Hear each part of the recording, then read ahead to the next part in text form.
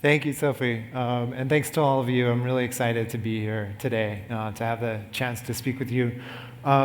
So I came into doing work in an anti-disciplinary space more or less by accident.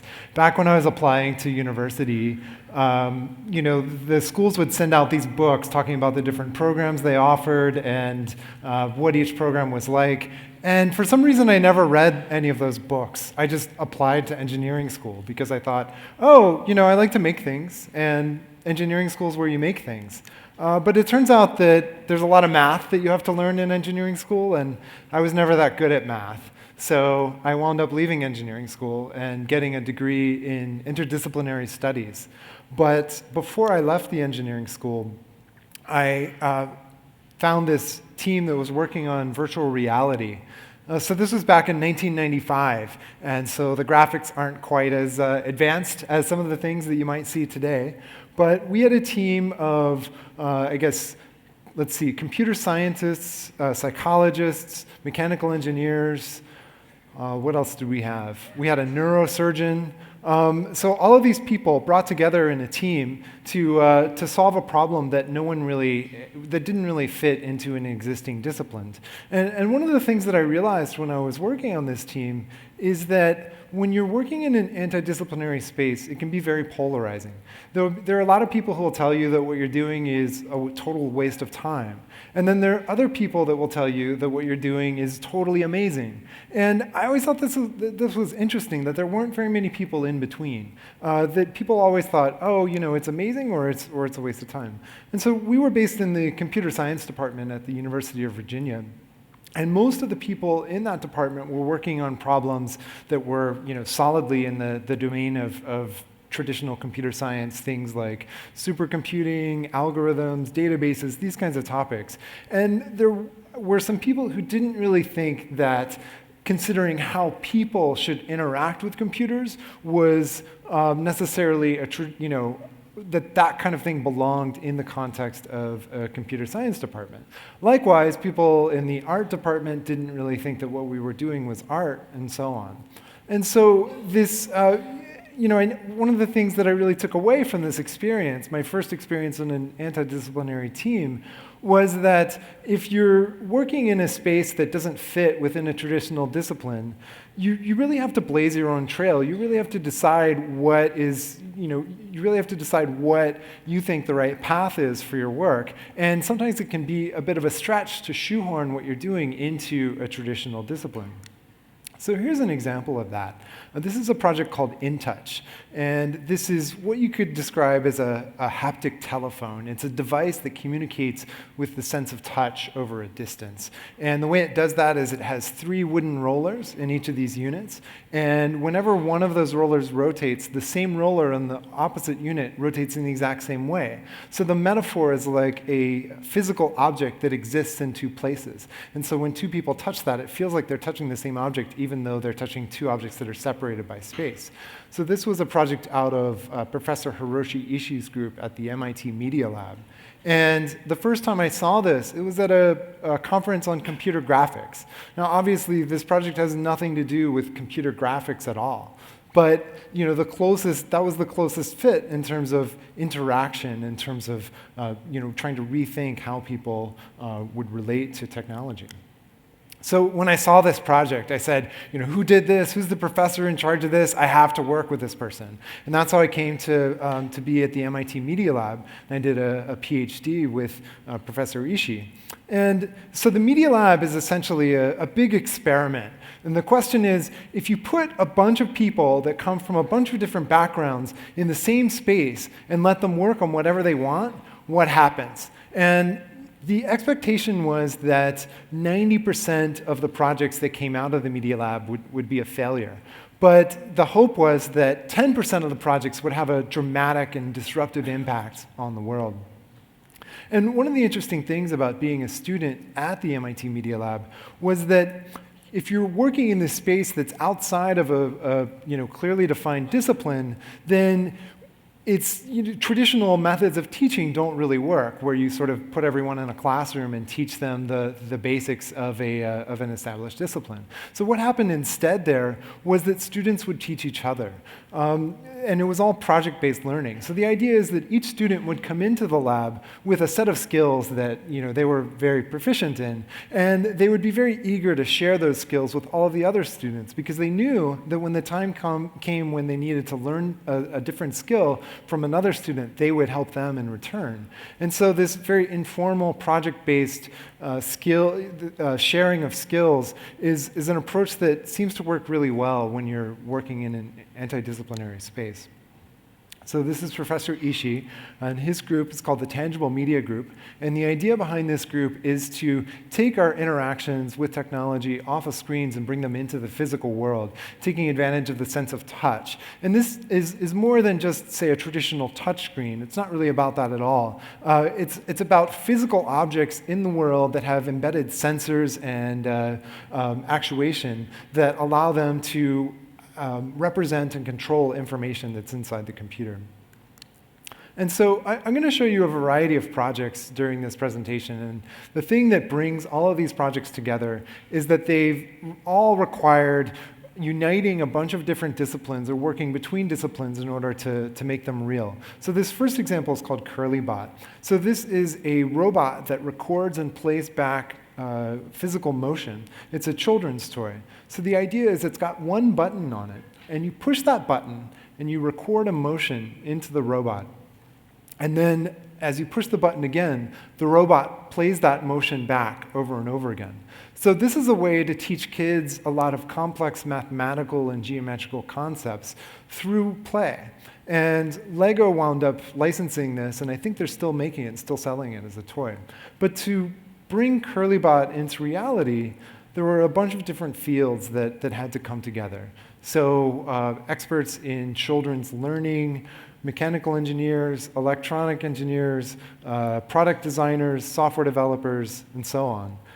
Product designers, I think I mentioned that one. So all of these different disciplines coming together to build a project that didn't really fit into any one particular discipline, but still had a pretty significant impact in terms of how we thought about children's play. Here's another project. This is called Biologic. This is a new type of fabric that has these little vents, and each of these vents has living bacteria inside.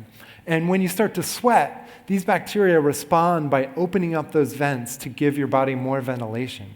So here, bringing together the fields of synthetic biology, material science, and fashion to create something that no one in any one of those particular fields could have thought of or brought to fruition as a project. So one of the funny things about the Media Lab is that most people agree that 90% of the projects there are failures and only 10% are a huge success. But no one really agrees on which 10% are the ones that are successful. And so I think this really reinforces the fact that if you're working in an interdisciplinary space, this feeling of not necessarily belonging that Sarah mentioned really holds true, that you don't really know if you're doing the right thing. You don't really know if you're on the right path. You have to just kind of trust your gut, because no matter what you do, some people are going to say that what you're working on is amazing, and others are going to say that it's a waste of time. So the type of education that you get at the MIT Media Lab is very general. You learn a little bit about a lot of different things. And so what that means is that when you come out of the Media Lab, you're not necessarily inclined to work at a company where what they're looking for is someone who's deeply specialized and highly skilled in a particular, very precisely defined area. And so a lot of people wind up starting their own companies when they come out of the Media Lab. And I wound up doing that. I started Patten Studio almost 10 years ago. I'll tell you more about what we do later on in the talk. But shortly after I started Patten Studio, I met this guy, Al Atara. Al owns a building in downtown Brooklyn that he rents out to artists. And I visited Al together with a friend, Mitch Joachim, who was a fellow student with me in the MIT Media Lab. And we wound up renting the top floor of Al's building. When we got there, it looked like this. Total mess. And as soon as I saw this, I said, I have to move here. I have to be a part of this building. There was just a creative energy there that I had never experienced anywhere else. And both Mitch and I were missing the interdisciplinary interaction, the diversity of thought that we had experienced as students at MIT. And so we decided to try to recreate that as much as possible. But outside of an academic context, we wanted to create something like that where people were doing creative work, something that's made up of for-profit businesses that are pushing creative work out into the world. And this is what it looks like today. And we have everything here ranging from a synthetic biology lab. This is GenSpace, the first synthetic biology lab that was open to the public in the United States, all the way to architects, furniture designers, costume and set designers, people building musical instruments, people working in structural engineering. And so the premise is very similar to the Media Lab in the sense of what happens when you put all of these people together. And Al, our landlord, is a junk collector, but he's a junk collector with amazing taste. And so when you walk around this building, it can be an incredible stimulus for creative thought. So I thought I'd give you a quick tour of what this building is like. Here are a few things that you might see as you walk around. This is an antique animal from a merry-go-round in New York City, a box full of mannequin arms, an antique wheelchair. I'm not going to tell you what this is for, but it involves handcuffs. Use your imagination. So this turns out to be a space that whatever kind of random object you need, it's probably there somewhere. And it's an incredible place to do creative work. So I'll show you a couple of projects that have come out of Patten Studio and our collaborators within this space. So this one's called Patterned by Nature.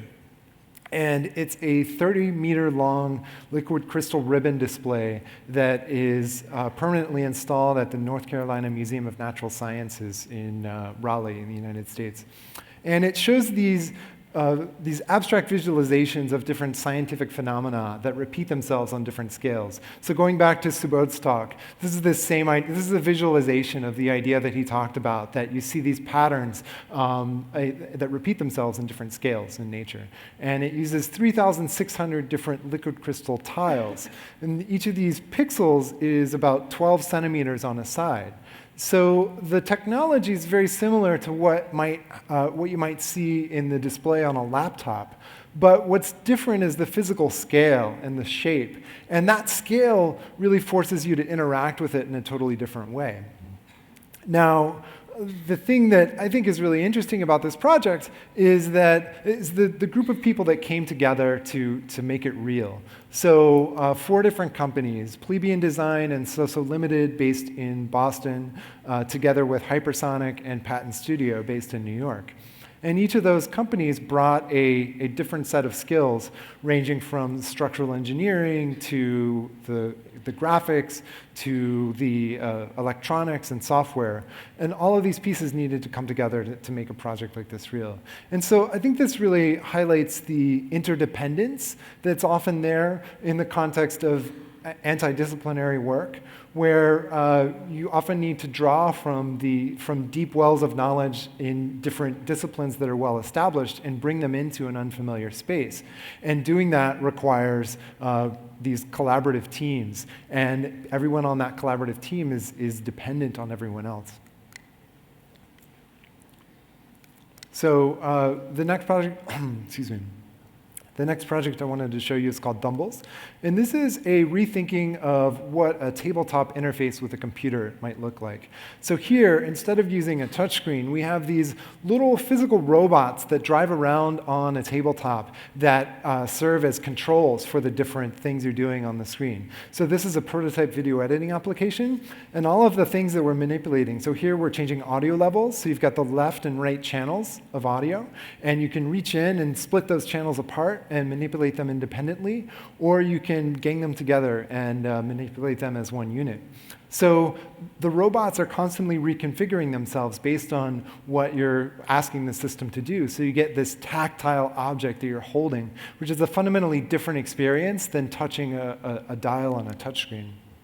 We also think that this kind of system has a lot of applications in gaming to make gaming a much more social and richer experience in terms of interactivity.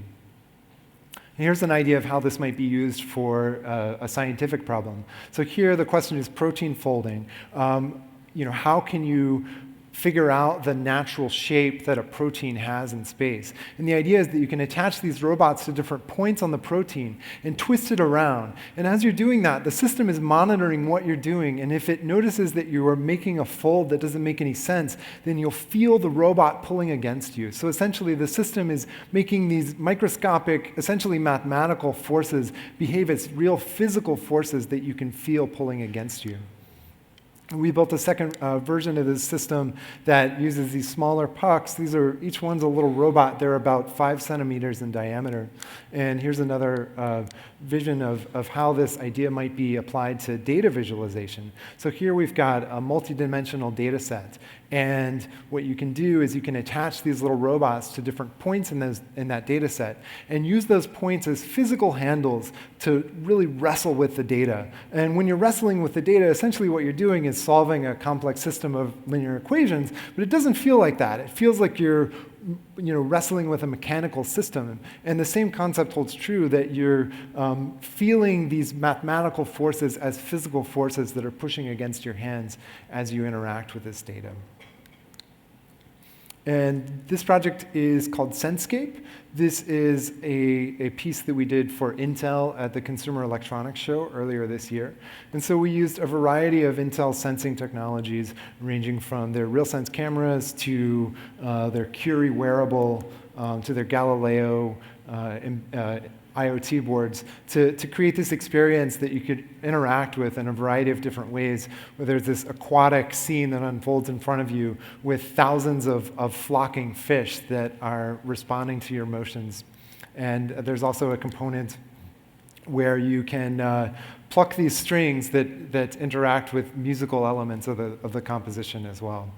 And so, to wrap this all up, I'd say that what differentiates work in an interdisciplinary space from work inside a traditional discipline is that when you're working inside a traditional discipline, you have a lot of feedback from that discipline about what problems are interesting problems worth solving, and what constitutes actually solving those problems, and what are the accepted set of techniques that are valid ways to attack those problems. And when you're working in an interdisciplinary space, you don't have those things. You have to make them up as you go along. And so I think that the challenge is, being able to do that kind of work without the feedback from people to really know if you're on the right track or not.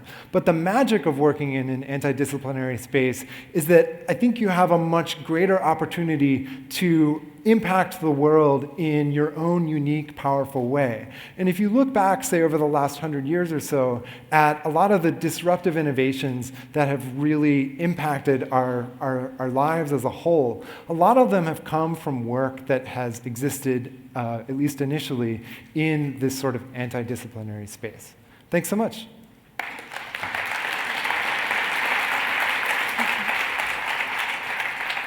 Thank you so much, James. One question maybe to wrap this up. So, because you're doing all this work and you have all these different collaborators from artists, scientists, researchers. So in your vision, how are we going to interact with the digital world in 10 years from now or longer? Well, I'm really excited about where the fields of architecture, electronics, and interaction come together. Okay. I'm really excited about the idea that those different fields are all going to become the same thing. And that, now we have these devices in our pockets that are kind of our portable intelligent surface that we carry around through these buildings that aren't particularly intelligent. And so I really believe that the boundary between those two worlds is going to disappear, and that we'll be surrounded by intelligent surfaces, and we won't really think about computers and interfaces and this sort of thing any more than a fish thinks about the water, because it'll just be something that's ubiquitous and all the way around us. So I think that's where things are headed, and I'm really excited about, there are a lot of different approaches that people are taking to get in that direction, and I'm really excited to see where it winds up. Yeah, great. Yeah, and as I said before, if you can visit Sarah and her office, if you go to New York, try to get in touch with James or Jen, who is also here, who's his collaborator. It's really a fascinating 7 floors of, I don't know, 100 people and 100 crazy ideas, something like that. Thanks. Thank you so much, James. Thank you.